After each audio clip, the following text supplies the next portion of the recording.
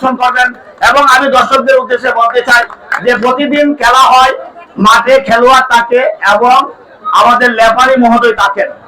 আপনারা দেখবেন মাঠে যদি কোনো খেলোয়াড় কোনো অপরাধ করে তাহলে লেফারি মহোদয় আছেন, উনি এটা সমাধান করবেন। কোনো অবস্থায় কোনো দর্শক মাঠে প্রবেশ করবেন না। এটা আমাদের পরিচালনা কমিটির পক্ষ থেকে আপনাদেরকে অনুরোধ জানাচ্ছি যে মাঠে যদি কিলাকিলি হয় তাহলে আপনারা কেউ মাঠে ঢুকবেন না। খেলোয়াড়ের দ্বন্দ্ব লেফারি মহোদয় এটা সমাধান করবেন।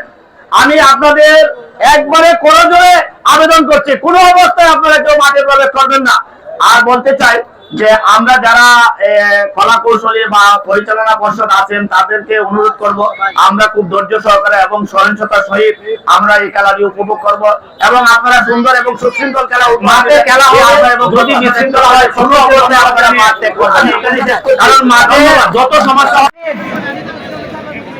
সীমন্তলা ফ্রেন্ডস ক্লাব,